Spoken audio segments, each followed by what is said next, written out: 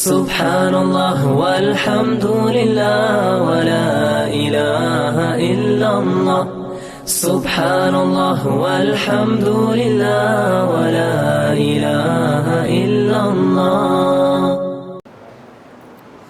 السلام علیکم ورحمۃ اللہ وبرکاتہ۔ اعوذ باللہ من الشیطان الرجیم، بسم اللہ الرحمن الرحیم۔ یہ آیت چل رہی تھی، آیت کی تفسیر چل رہی تھی، اور آیت نمبر تھی 27، 25، 26، 27۔ حنین کی فتح اور حوازن و ثقیف کے سرداروں کا مسلمان ہو کر حاضر ہونا، قیدیوں کی واپسی۔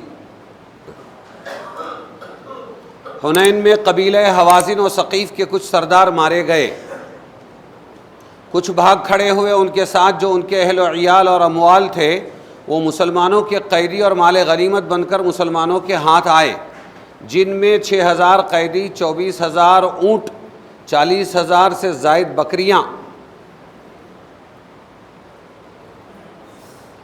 اور 4000 اوقیہ چاندی تھی، جس کے تقریباً 4 من ہوتے ہیں۔ رسول اللہ صلی اللہ علیہ وسلم نے حضرت ابو سفیان ابن حرب کو اموال غنیمت کا نگراں مقرر فرمایا۔ کون؟ ابو سفیان ابن،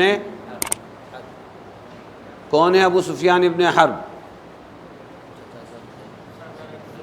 وہ ابو سفیان ابن حارث ہے، اور یہ ابو سفیان ابن حرب ہے حضور کے سسرے، ہندہ کے والد، معاویہ رضی اللہ عنہ کے والد، زندگی بھر مخالف رہنے والے، ہمیشہ مکہ کے سردار، قریشیوں کے سردار، اور مسلمان بن گئے۔ تو اب ان کو کیا کیا حضور صلی اللہ علیہ وسلم نے؟ یہ کیا کر رہا ہے؟ تو حضور صلی اللہ علیہ وسلم نے حضرت ابو سفیان ابن حرب کو اموال غنیمت کا نگراں مقرر کر دیا۔ خیارہم فی الجاہلیت خیارہم فی الاسلام۔ کون بڑا کون چھوٹا؟ فرمایا جو کفر کے زمانے میں اچھے تھے اگر مسلمان بن گئے ان کو بھی اچھا ہی رکھا جائے گا۔ انزل الناس منازلہم، لوگوں کو ان کے مقام پر اتارو۔ تو دیکھو نگراں بنا دیا، عزت دی کہ نہیں دی اسلام میں۔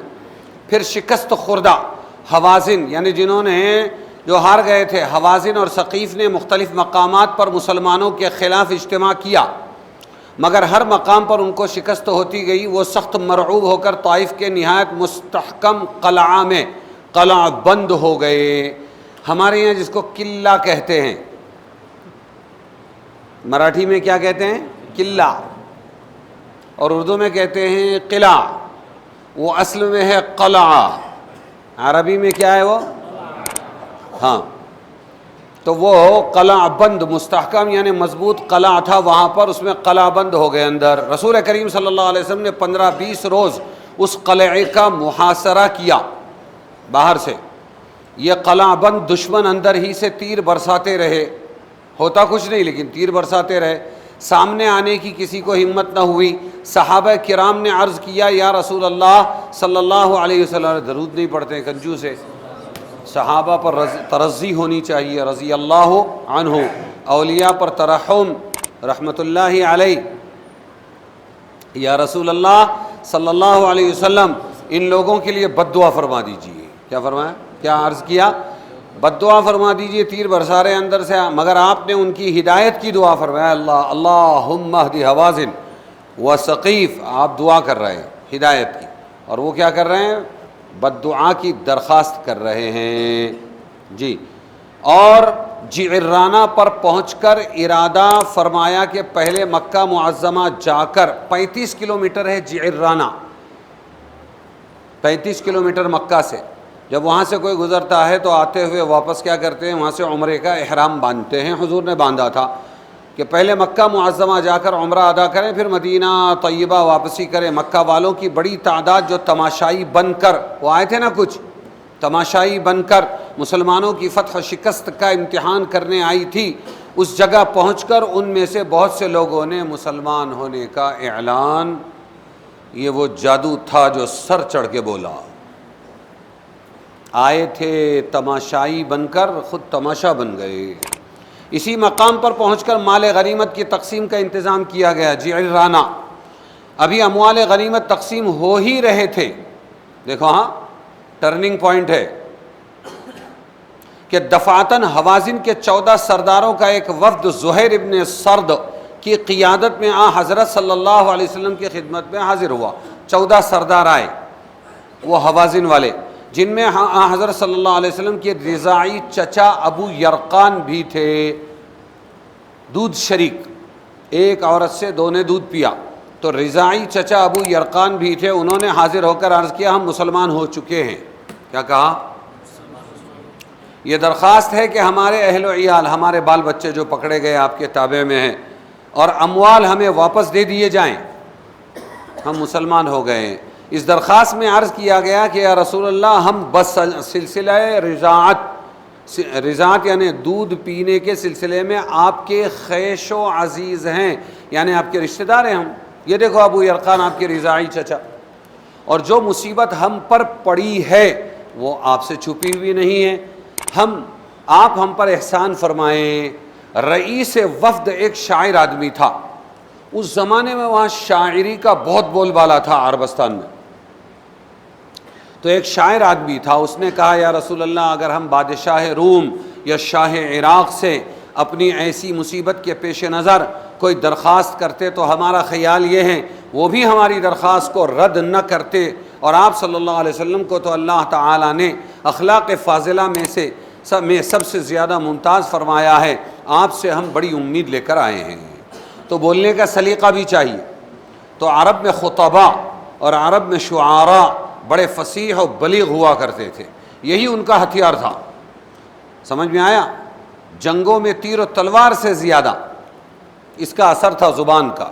بڑے فصیح لوگ تھے، اگرچہ پڑھنا لکھنا نہیں آتا تھا لیکن حافظ مضبوط تھے. وہی اسی وقت کا شعر ہے جراحات السنان لها التیام ولا یلتام ما جرح اللسان، کہ نیز اور تیر بھالے کا کہ زخم کا کوئی بھرنے والا نشتر تو ہوتا ہے، لیکن جو زخم زبان لگا دے تانا دے دے وہ کبھی بھرتا نہیں ہے، زندگی بھر یاد رہتا ہے، چبھتا رہتا ہے. رحمت للعالمین صلی اللہ علیہ وسلم کے لیے یہ موقع دوہری مشکل کا تھا. اب دیکھو فیصلے کی صلاحیت، آپ صلی اللہ علیہ وسلم کی اللہ کی رہبری، ڈبل مشکل کہ ایک طرف ان لوگوں پر رحم و کرم کا تقاضا یہ ہے کہ ان کے سب قیدی اور مال ان کو واپس کر دیے جائیں، دوسری طرف یہ کہ اموال غنیمت میں تمام مجاہدین کا حق ہوتا ہے، محنت سے جیتے ہیں وہ لوگ، حق ہوتا ہے ان سب کو ان کے حق سے محروم کر دینا، یہ بھی از روئے انصاف درست نہیں. تو کیا کریں؟ ایک طرف اس کا گھر، ایک طرف میں کدا، میرا دونوں سے ہے کچھ نہ کچھ واسطہ، جاؤں میں کس طرف ہوتا نہیں فیصلہ. اس لیے صحیح بخاری کی روایت کے مطابق حضرت صلی اللہ علیہ وسلم نے ان کے جواب میں فرمایا، اب سنو کیا فرما رہے، کہ ان کی محنت مجاہدین کی وہ بھی رہ جائے، مجاہدین ہی دل برداشتہ ہو جائے تو کیا ہوگا، اور یہ رحم کی درخواست لائے ان کی بیوی بچے اٹکے ہوئے ہیں، ان کو بھی راضی کر کے بھیجنا ہے. فرمایا حضور نے میرے ساتھ کس قدر مسلمانوں کا لشکر ہے جو ان اموال کے حقدار ہیں، میں سچی اور صاف بات کو پسند کرتا ہوں، اس لیے آپ لوگوں کو اختیار دیتا ہوں، یا تو اے حوازن سے آئے ہوئے درخواست والے لوگ تم اپنے قیدی واپس لے لو یا اموال غنیمت واپس لے لو، ان دونوں میں جس کو تم انتخاب کرو گے وہ تمہیں دے دیے جائیں گے. سب نے قیدیوں کی واپسی کو اختیار کیا، بیوی ہے، بچے ہے، رشتہ دار ہے، کہ ہمیں ہمارے قیدی واپس دے دو. تو رسول اللہ صلی اللہ علیہ وسلم نے تمام صحابہ کرام کو جمع فرما کر ایک خطبہ دیا جس میں حمد و ثنا اللہ کی بیان کرنے کے بعد فرمایا یہ تمہارے بھائی تائب ہو کر مسلمان ہو کر آئے ہیں، میں یہ چاہتا ہوں کہ ان کے قیدی ان کو واپس دے دیے جائیں. تم میں سے جو لوگ خوش دلی کے ساتھ اپنا حصہ واپس دینے کے لیے تیار ہوں وہ احسان کریں، اور جو اس کے لیے تیار نہ ہوں تو ہم ان کو آئندہ وہ بھی دے دیں، ان کے بال بچے واپس دے دیں، لیکن ہم ان کو آئندہ اموال فے میں سے اس کا بدلہ دے دیں گے. سمجھ میں آئی بات؟ جو ڈائریکٹ دینا چاہے تو اپنا حق چھوڑ دے بیوی بال بچوں میں. اور جو لوگ یہ کہیں کہ نہیں نہیں میرا تو 1 لاکھ بنتا ہے، یہ بیوی ہے، یہ بچے ہے، یہ ایسے ہے، یہ ایسے، لے لو واپس، ان کو بھی دینا پڑے گا، لیکن 1 لاکھ آئندہ تمہارا ہم پر قرضہ رہے گا، اگلی مرتبہ جو مال غنیمت جن جنگوں میں آئے گا وہ ہم تم کو دے دیں گے۔ حقوق کے معاملے میں رائے عامہ معلوم کرنے کے لیے عوامی جلسوں کی آوازیں کافی نہیں، ہر ایک سے علیحدہ رائے معلوم کرنا چاہیے۔ مختلف اطراف سے یہ آواز اٹھی کہ ہم خوش دلی کے ساتھ سب قیدی واپس کرنے کے لیے تیار ہیں، ادھر سے آواز، ادھر سے آواز، ادھر سے آواز، ادھر سے آواز، مگر عدل و انصاف اور حقوق کے معاملے میں احتیاط کے پیش نظر رسول اللہ صلی اللہ علیہ وسلم نے اس طرح کی مختلف آوازوں کو کافی نہ سمجھا اور فرمایا کہ میں نہیں جانتا کہ کون لوگ اپنا حق چھوڑنے کے لیے خوش دلی سے تیار ہیں اور کون ایسے ہیں جو شرما شرمی میں خاموش رہے۔ معاملہ لوگوں کے حقوق کا ہے، اس لیے ایسا کیا جائے، ہر جماعت اور خاندان کے سردار اپنی اپنی جماعت کے لوگوں سے الگ الگ صحیح بات معلوم کرے۔ تو کیا بولتا ہے؟ تو کیا بولتا ہے؟ یہ ہے انصاف۔ ہمارے یہاں شرما حضوری میں بہت چلتا ہے، سمجھ میں آیا؟ اور ظلم ہو جاتا ہے، پھر بہت سے لوگ شرما شرمی میں ہاں بول دیتے ہیں۔ اس کے مطابق سرداروں نے ہر ایک سے علیحدہ اجازت حاصل کرنے کے بعد رسول اللہ صلی اللہ علیہ وسلم کو بتلایا کہ سب لوگ خوش دلی سے اپنا حق چھوڑنے کے لیے تیار ہیں، تب رسول اللہ صلی اللہ علیہ وسلم نے یہ سب قیدی ان کو واپس کر دیے، اور مال، ہتھیار، گھوڑے وغیرہ وہ سب چاندی وہ رہ گیا ان کے لیے۔ یہی وہ لوگ تھے جن کے تائب ہونے کی طرف تیسری آیت میں اشارہ فرمایا، ثم یتوب اللہ من بعد ذلک، پھر اللہ تعالی نے کیا کیا کہ ان کی توبہ قبول کر لی۔ غزوہ حنین میں پیش آنے والے واقعات کی جو تفصیل بیان کی گئی اس کا کچھ حصہ تو خود قرآن کریم میں مذکور ہے، باقی مستند روایات حدیث سے لیا گیا ہے۔ احکام و مسائل، ان واقعات کے ضمن میں بہت سے احکام و ہدایات اور ضمنی فوائد آئے ہیں، وہی ان واقعات کے بیان کرنے کا اصل مقصد ہے۔ آیات مذکورہ میں سب سے پہلی ہدایت تو یہ دی گئی کہ مسلمانوں کو کسی وقت بھی اپنی جمعیت اور طاقت پر غرہ نہ ہونا چاہیے۔ غرہ یعنی غرور، تکبر۔ اذ اعجبتکم کثرتکم، جب تمہیں تمہاری تعداد 14,000 کہاں 313 وہ بھی غالب آئے، آج تو 14,000 ہے، کیسے غالب نہیں آئیں گے؟ بس مقابلہ تو ہونے دو۔ تو نظر ہٹی اللہ پر سے اور آئی اپنی تعداد پر، اور نبی موجود ہیں، پھر بھی اللہ نے قدم اکھاڑ دیے کہ مسلمانوں کو کبھی بھی اپنی طاقت پر، جمعیت پر، تعداد پر غرہ نہ ہونا چاہیے۔ جس طرح کمزوری اور بے سامانی کے وقت ان کی نظر اللہ کی نصرت و امداد پر رہتی ہے، اسی طرح قوت و طاقت کے وقت بھی ان کا مکمل اعتماد صرف اللہ تعالیٰ کی امداد ہی پر ہونا چاہیے۔ کتنی اچھی بات کہی کہ کمزوری میں، بے سر و سامانی میں کس پر نظر ہوتی ہے؟ ارے بولو نا، حسبی اللہ و نعم الوکیل، نعم المولا و نعم النصیر، کس پر نظر؟ ہاں، اللہ پر نظر، تو وہی کامیاب کراتا ہے نا، تنگی میں اور قلت میں اور بے سر و سامانی میں۔ تو پھر کثرت میں اور جمعیت میں اور طاقت میں بھی کون کامیاب کرائے گا؟ غزوہ حنین میں مسلمانوں کی تعدادی کثرت اور سامان حرب کے کافی ہونے کی وجہ سے بعض صحابہ کرام کی زبان پر جو بول آیا، بڑا بول، اے آج تو ہم جیت جائیں گے، آج تو ان کو اکھاڑ کے پھینک دیں گے، یہ جو بڑا بول آیا کہ آج تو کسی کی مجال نہیں جو ہم سے بازی لے جا سکے، اللہ تعالیٰ کو اپنی اس محبوب جماعت کی زبان سے ایسے کلمات پسند نہیں آئے، کیونکہ قیامت تک کے لیے یہ لوگ نمونہ تھے، اور اس کا نتیجہ یہ ہوا، تو کیا پسند نہیں آیا؟ بڑ بول، فخر، غرور، اپنی طاقت پر اعتماد۔ اس کا اثر یہ ہوا کہ ابتدائی حلے کے وقت مسلمانوں کے پاؤں اکھڑ گئے اور بھاگنے لگے واپس، پھر اللہ تعالیٰ ہی کی غیبی مدد سے یہ میدان فتح ہوا، لیکن جھٹکا دیا اللہ تعالیٰ نے۔ کیا کیا؟ مفتوح و مغلوب کفار کے اموال میں عدل و انصاف اور احتیاط۔ دوسری ہدایت اس واقعے سے یہ حاصل ہوئی کہ رسول اللہ صلی اللہ علیہ وسلم نے غزوہ حنین کے لیے مکہ کے مفتوح غیر مسلموں سے جو سامان جنگ، زرہیں اور نیزے لیے تھے، یہ ایسا موقع تھا، ان سے زبردستی بھی یہ چیزیں مکہ میں فاتح بنے تھے نا, جا رہے ہم حنین کو, لاؤ چھین چھین کے لے سکتے تھے, اور دنیا میں چھینا چھینی چالو ہے.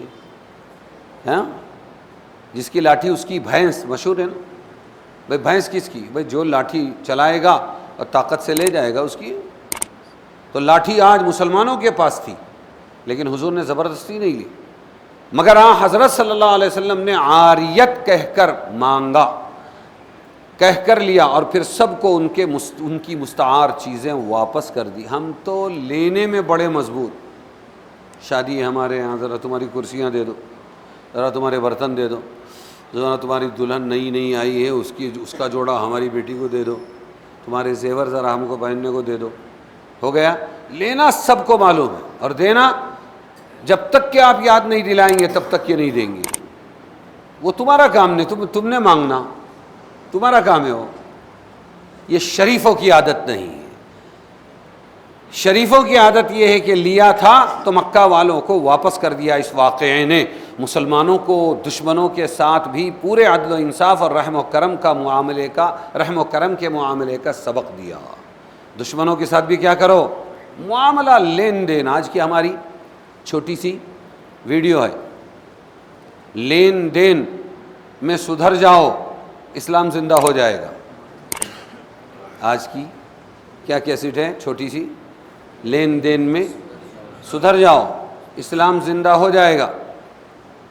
ہم لین دین میں بگڑے ہوئے رہتے اور اسلام زندہ کرنا چاہتے. ارے تو ہی تو مٹا رہا ہے, تیری بد معاملگی تو مٹا رہی ہے. تیسری ہدایت اس ارشاد نبوی سے حاصل ہوئی, جس میں حنین کی طرف جاتے ہوئے خیف ابن کنانہ میں قیام کے وقت فرمایا, کل ہم ایسے مقام پر قیام کریں گے جس میں بیٹھ کر ہمارے دشمن قریش مکہ نے مسلمانوں کے خلاف مقاطعہ کی قرارداد پر معاہدہ کیا تھا. بائیکاٹ ہوا تھا حضور کا, تو جہاں بنائے تھے کل ہم وہاں پہنچنے والے ہیں. اس میں اشارہ ہے کہ جب مسلمانوں کو اللہ تعالیٰ نے فتح و قوت عطا فرما دی تو اپنے پچھلے مصیبت کے دور کو نہ بھلائیں. ہاں, راحت میں مست نہ ہو اور مصیبت میں پست نہ ہو. ہم مراٹھی زبان میں کیا کہتے ہیں؟ غریبی علی تر لاجو نکو, اور نہیں وہ کیا لفظ ہے؟ شریمنتی علی تر مازو نکو. شریمنتی علی تر مازو نکو. جی, پچھلے مصیبت کے دور کو نہ بھلائیں تاکہ اللہ تعالیٰ کا شکر ادا ہو سکے. حوازن کے شکست خوردہ لوگوں کے بار بار حملہ آور ہونے اور تیر برسانے کے جواب میں رحمت للعالمین کی زبان مبارک سے بددعا کے بجائے ان کے لیے ہدایت کی دعا مسلمانوں کو یہ سبق دے رہی ہے کہ مسلمانوں کی جنگ و جہاد کا مقصد صرف دشمن کو زیر کرنا نہیں. مسلمانوں کی جنگ و جہاد کا مقصد صرف دشمنوں کو زیر کرنا نہیں بلکہ ان کو ہدایت پر لانا ہے. کیا ہے؟ اس لیے اس کی کوشش سے کسی وقت غفلت نہ ہونی چاہیے. حضور نے ایک غزوے میں فرمایا تھا, سب سوچتے تھے جھنڈا ہمارے ہاتھ میں آ جائے, فرمایا کل یہ جھنڈا میں ایک ایسے کو دوں گا اللہ رسول اس کے نزدیک زیادہ محبوب, وہ اللہ رسول کے نزدیک زیادہ محبوب. اور بیمار تھے حضرت علی رضی اللہ عنہ, انہی کو بلایا اور دیا. تو حضرت علی نے کہا جاؤں اور قتل و قتال گردن مارنا شروع کر دوں؟ فرمایا نہیں علی, لَأَن يَهْدِيَ اللَّهُ بِكَ رَجُلًا وَاحِدًا خَيْرٌ لَكَ مِنْ حُمُرِ النَّعِمِ. یا نعم ہے علی, تیرے ذریعے اللہ ایک کو بھی ہدایت دے دے تیرے لیے سرخ اونٹوں سے بڑھ کر ہے. دنیا کی بڑی قیمتی, عربوں کے نزدیک سرخ اونٹ بڑی قیمتی چیز. ہاں, کروڑوں کا ایک اونٹ آتا ہے. تو کیا کہا کہ تو جا کر گردنیں مار کے جہنم کا ایندھن مت بنا, بلکہ تجھے میں کیوں دے رہا ہوں, جہاد میں ہمارا مقصد لوگوں کو دعوت دے کے اسلام کی طرف لانا, ہمیشہ کی جہنم سے بچانا. اس لیے ہدایت دلانے کی کوشش کر. ارے سمجھے کیا, لوگوں نے جہاد کو تو صرف وہ بیچارہ ننگا پنگا وہ یوگا سکھاتا ہے. کل اس کی ویڈیو دیکھا چھوٹی سی, کیا سرک گیا کیا معلوم ہے. مسلمانوں کو خالی ایک ہی بات سکھائی جاتی ہے کہ 5 ٹائم کی نماز پڑھو بس, پھر جو چاہے کرو, پھر جو چاہے گا. ایسا بول رہا ہوں پاگل.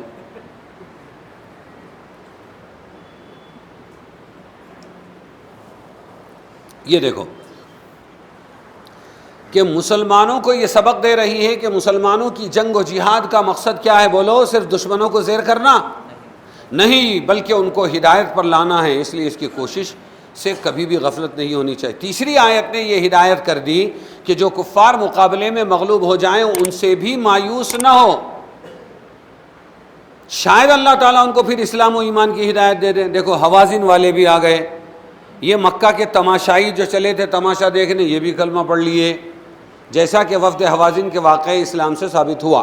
وفد حوازن، وفد یعنی جماعت، وفد یعنی حوازن کی درخواست پر ان کے جنگی قیدیوں کی واپسی کے وقت جب صحابہ کرام کے مجمع سے حضرت صلی اللہ علیہ وسلم نے سوال کیا اور مجمع کی طرف سے یہ آوازیں آئیں کہ ہم سب ان کی واپسی کے لیے خوش دلی سے رضامند ہیں، تو رسول اللہ صلی اللہ علیہ وسلم نے اس کو کافی نہ سمجھا، بلکہ جدا جدا ہر ایک کی اجازت معلوم کرنے کا اہتمام فرمایا۔ اس سے ثابت ہوا کہ حقوق کے معاملے میں جب تک خوش دلی کا اطمینان نہ ہو جائے کسی کا حق لینا جائز نہیں۔ کیا سبق ملا؟ حقوق کے معاملے میں، حقوق العباد کے معاملے میں جب تک کہ خوش دلی سے، دل کی خوشی سے دینے کا اطمینان نہ ہو جائے کسی کا حق لینا جائز نہیں ہے۔ مجمع کے رعب یا لوگوں کی شرم سے کسی کا خاموش رہنا رضامندی کے لیے کافی نہیں۔ ارے سمجھے کہ نہیں؟ ہاں، اور یہ سب شرما شرمی میں چل رہا ہے۔ غلط کو بھی اس لیے منڈیاں ہلاتے ہیں کہ بھئی مجمع ان کی طرف ہے، اس لیے منڈیاں ہلاؤ خالی۔ اسی سے حضرات فقہا نے فرمایا کہ کسی شخص پر اپنی وجاہت کا رعب ڈال کر کسی دینی مقصد کے لیے چندہ کرنا بھی درست نہیں، کیونکہ ایسے حالات میں بہت سے شریف آدمی محض شرما شرمی میں کچھ دے دیتے ہیں، پوری رضامندی نہیں ہوتی، اس طرح کے مال میں برکت بھی نہیں ہوتی۔ اسی سلسلے کی ایک کڑی ہے جو یہاں نہیں لیکن میں بتاؤں، میراث کا حق جبری حق ہے۔ آدمی مر گیا، 4 بیٹیاں چھوڑی، 2 بیٹے چھوڑے، کچھ مال چھوڑا اس نے، تو اب بیٹا جس نے تیمارداری کی، جس نے پالا پوسا باپ کو، آخر میں جس کی لاٹھی اس کی بھینس، تو اس کے سامنے کوئی بولنے کی کوشش کرتا نہیں، بابا منہ دیکھنا بھی بند ہو جائے گا، بھائی کا گھر ہے جانا پڑتا ہے، سمجھ میں آیا؟ کوئی کچھ بولتا ملتا نہیں ہے، اور اس کا یہ ایک آدھ بار سرسری ایسا گھما دیتا ہے کہ وہ ابا کا ہے، ہم اس کو تقسیم کرنا چاہتے ہیں، تو اس پر بہنیں بول دیتی ہے یا ایک آدھ بول دیتی ہے، ارے بابا تیرے کچھ رکھ لے، کیا کریں گے اتنی سی زمین لے کے ہم، اور یہ اتنا سا مکان لے کے کیا کریں گے، منہ دیکھنے کا ایک دوسرے کا، آنے جانے کا ہے، اس لیے بابا ہم کو تو نہیں مانگتا۔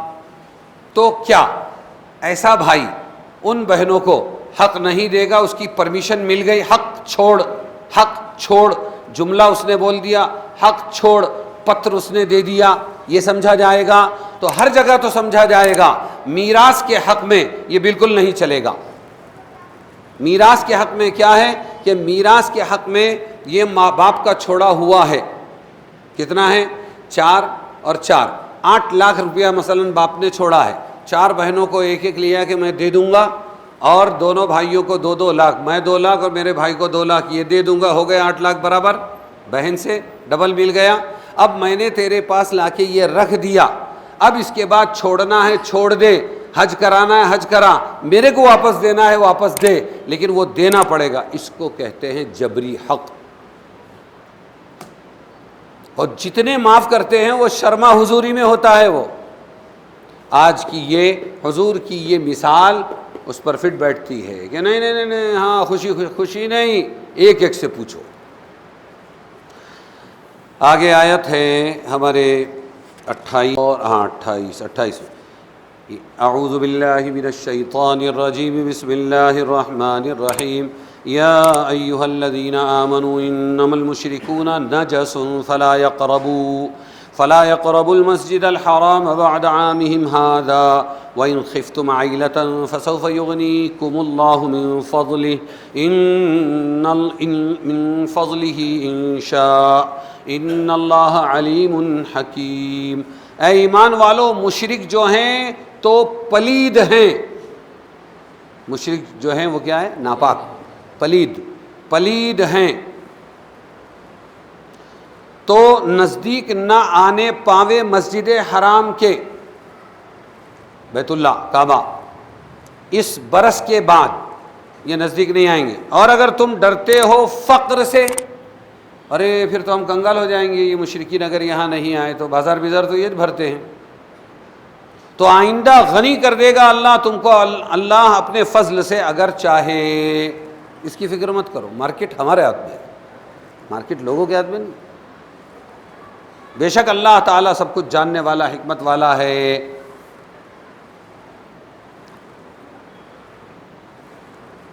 شروع میں ہی بتا دیا تھا کہ مشرکین آئندہ نہیں آئیں گے، اب اس کا طریقہ بتلا دیا۔ تو نجس کہا ان کو، ناپاک ہے۔ اب یہ ناپاکی کون سی ہے؟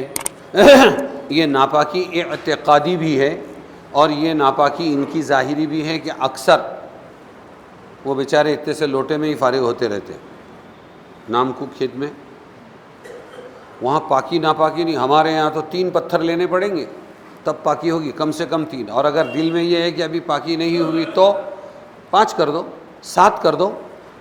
سمجھ میں آیا؟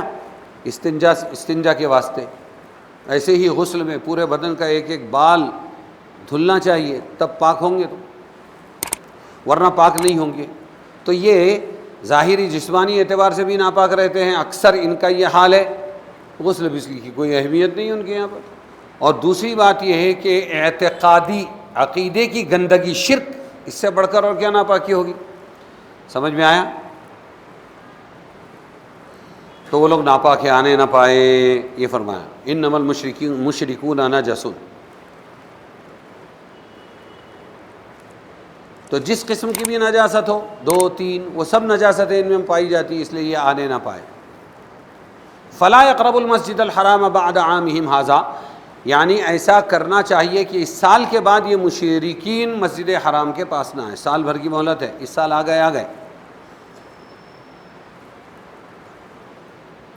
مسجد حرام کا لفظ عام طور پر تو اس جگہ کے لیے بولا جاتا ہے جو بیت اللہ کے گرد 4 دیواری ہے، جہاں طواف وغیرہ کرتے ہیں نا، لیکن قرآن و حدیث میں بعض اوقات یہ لفظ پورے حرم مکہ کے لیے بھی استعمال ہوا ہے، جو کئی میل مربع کا رقبہ ہے، چاروں طرف سے حضرت ابراہیم خلیل اللہ علیہ السلام کے قائم کردہ حدود سے وہ گھرا ہوا ہے۔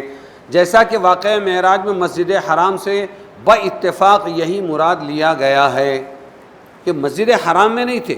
سبحان الذی اسری بعبدہ لیلا من المسجد الحرام الی المسجد الاقصی، تو مسجد حرام سے وہ جو احاطہ طواف کا ہے وہ مسجد مراد نہیں ہے، بلکہ حدود حرم مراد ہے۔ ادھر سے حدیبیہ ہے، ادھر سے جعرانہ ہے، اور ایسی 4 بارڈریں ہیں۔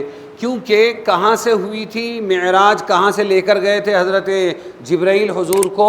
ام ہانی رضی اللہ عنہا کے گھر سے، پھوپھی زاد بہن تھی نا ام ہانی، نہیں چچا زاد نہیں، بلکہ ہاں چچا زاد بہن تھی، حضرت علی کی بہن تھی، ابو طالب کی بیٹی تھی، تو ان کے گھر میں آرام کر رہے تھے، اور گھر مسجد میں نہیں ہوتا ہے، گھر باہر ہوتا ہے، تو من المسجد الحرام بول کر حدود حرم جو باہر کیا خلیل ابراہیم کے قائم کردہ ہے وہ ہے۔ اور یہاں بھی وہی مراد ہے کہ یہ جو مشرکین ہے یہ نجس ہے، اور یہ آئندہ مسجد حرام میں نہیں، وہ حدود حرم میں ہی نہ آنے پائے۔ ارے سمجھے کہ نہیں سمجھے؟ اور انہی حدود حرم میں مینا، مزدلفہ، حج کے مقامات بھی ہیں، تو حج بھی نہ کریں آئندہ۔ ارے سمجھے کہ نہیں سمجھے؟ مشرکین کے مسجد حرام میں داخلے کی ممانعت کا مطلب اور یہ کہ مسجد حرام کی خصوصیت ہے یا سب مساجد کے لیے عام ہے؟ آیت مذکورہ میں حکم دیا کہ 10 ہجری کے بعد سے کوئی مشرک مسجد حرام کے پاس نہ جانے پائے۔ اس کے متعلق 3 باتیں غور طلب۔ کیا یہ حکم مسجد حرام کے ساتھ مخصوص ہے کہ وہیں مشرک نہیں جائیں گے، باقی دنیا کی ہر مسجدوں کے اندر جا سکتے ہیں، یا دنیا کی مسجدوں میں بھی، یا دنیا کی دوسری مسجدوں میں بھی نہیں جا سکتے؟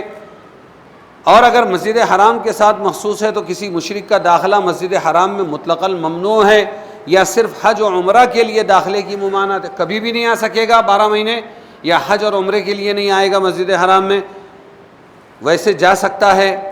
تو کیا ہے؟ تیسری کہ آیت میں یہ حکم مشرکین کا بیان کیا گیا، کفار اہل کتاب بھی اس میں شامل ہے، یعنی یہود و نصارہ۔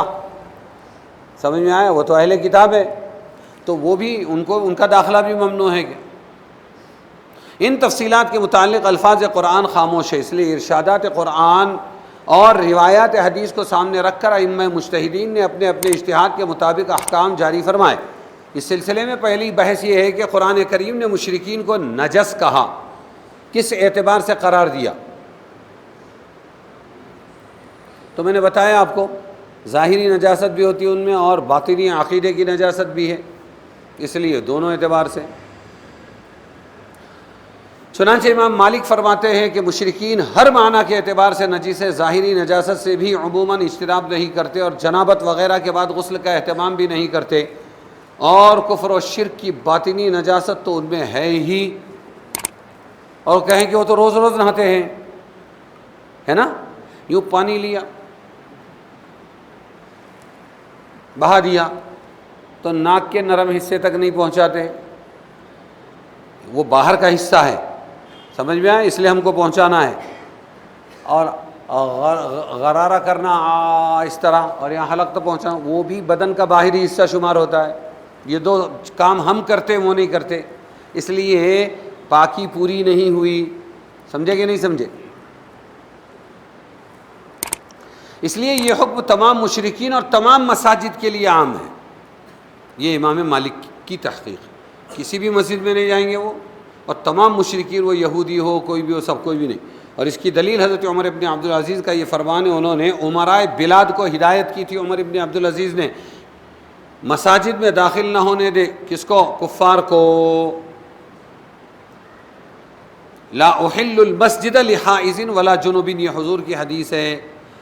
حیض والی عورت بھی مسجد میں نہیں آ سکتی، اور جنوبی جس پر غسل فرض ہوتا ہے وہ بھی مسجد میں نہیں آ سکتا۔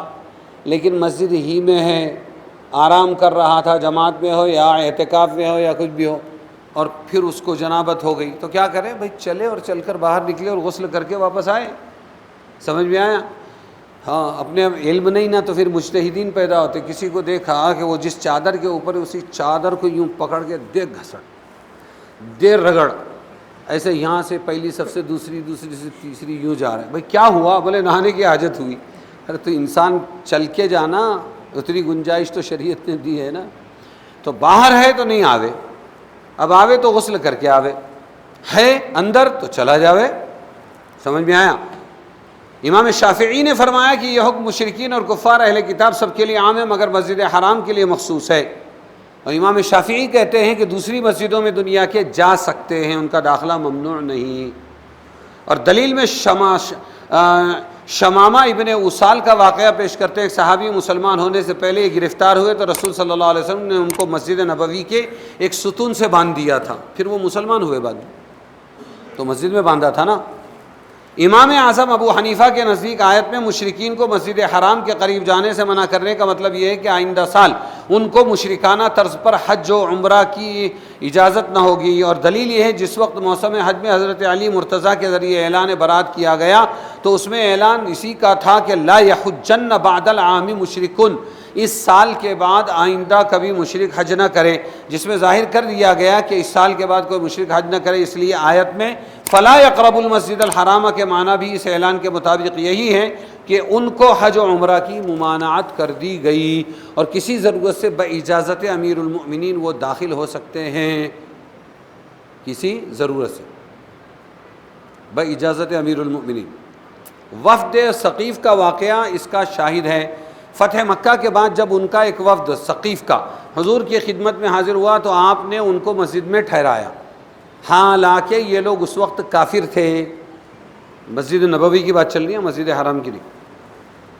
یا رسول اللہ یہ نجس قوم ہے، تو آپ نے فرمایا مسجد کی زمین پر ان لوگوں کی نجاست کا کوئی اثر نہیں پڑتا، وہ نجاست اعتقادی ہے۔ سمجھ میں آیا؟ اس روایت نے یہ بھی واضح کر دیا قرآن کریم میں مشرکین کو نجس کہنے سے ان کی نجاست کفر و شرک مراد ہے۔ کون سی؟